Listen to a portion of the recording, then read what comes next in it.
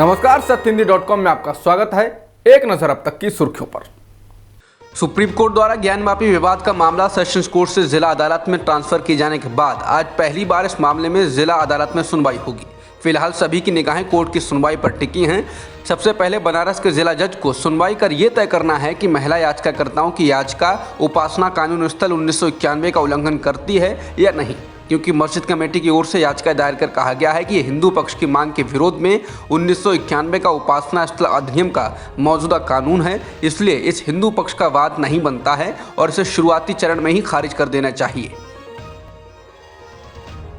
UP के मुख्यमंत्री योगी आदित्यनाथ ने राज्य में बीजेपी सरकार के सत्ता में आने के बाद हुए बदलाव को गिनाया है। उन्होंने कहा कि ईद के मौके पर सड़कों पर नमाज पढ़ना बंद हो गया है, अवैध बूचड़खानों को बंद कर दिया गया है और मस्जिदों के लाउड स्पीकर स्कूलों और अस्पतालों को दान कर दिए गए हैं। इसके अलावा उन्होंने और भी कई ऐसी उपलब्धियां गिनाकर खुद की पीठ थपथपाई।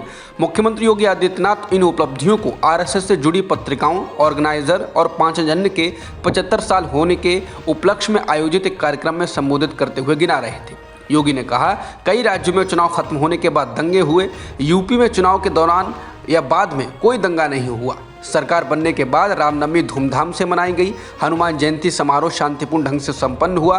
ये वही यूपी है जहां छोटी मोटी बातों से दंगे होते थे।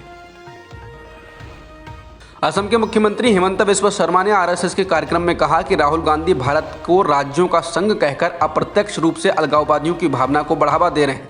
शर्मा ने कहा कि अगर भारत राज्यों का संघ है तो हमारे 5000 साल के सुनहरे इतिहास का क्या मतलब है। उन्होंने कहा कि भारत को राज्यों का संघ कहकर राहुल गांधी देश को तोड़ने की बात कर रहे हैं और इसके जरिए अप्रत्यक्ष रूप से अलगाववादियों को बढ़ावा दे रहे हैं। शर्मा ने इसके साथ ही मदरसों को बंद करने के अपने आदेश को लेकर कहा कि जो भी व्यक्ति मदरसों को बंद करने और यूनिफॉर्म सिविल कोड की बात कर रहा है वो भारतीय मुसलमानों का दोस्त है।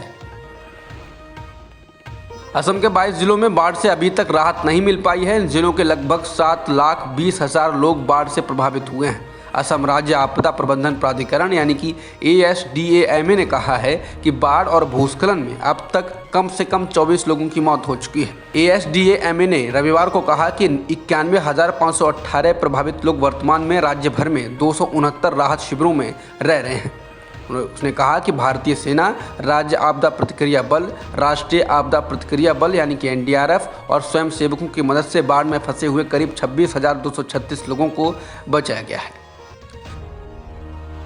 बजट सत्र को लेकर चर्चा करने के लिए रविवार को समाजवादी पार्टी के विधायकों की लखनऊ में अहम बैठक बुलाई गई। हालांकि इस बैठक में हाल ही में जेल से बाहर आए आजम खान और उनके बेटे आजम अब्दुल्ला और शिवपाल यादव शामिल नहीं हुए।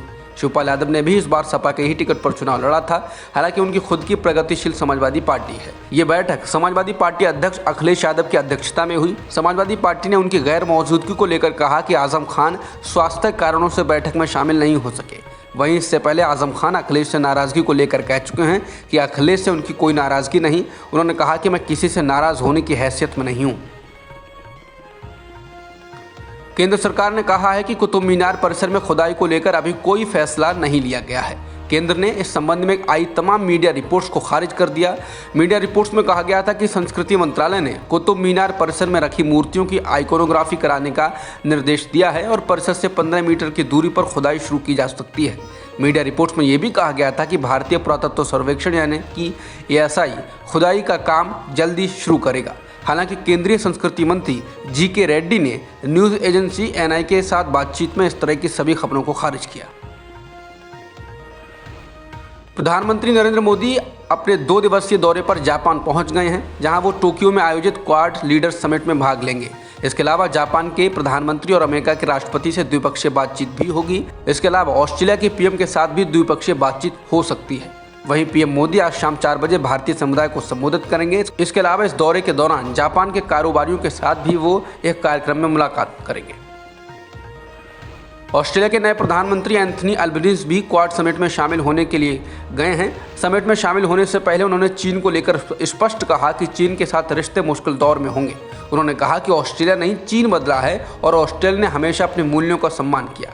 उन्होंने कहा कि मेरी अगुवाई वाली सरकार भी आगे ये जारी रखेगी। बता दें, अल्बनीज़ ने स्कॉट मॉरिसन को हराकर ऑस्ट्रेलिया के PM पद की जिम्मेदारी संभाली है। अब तक की खबरों में इतना ही।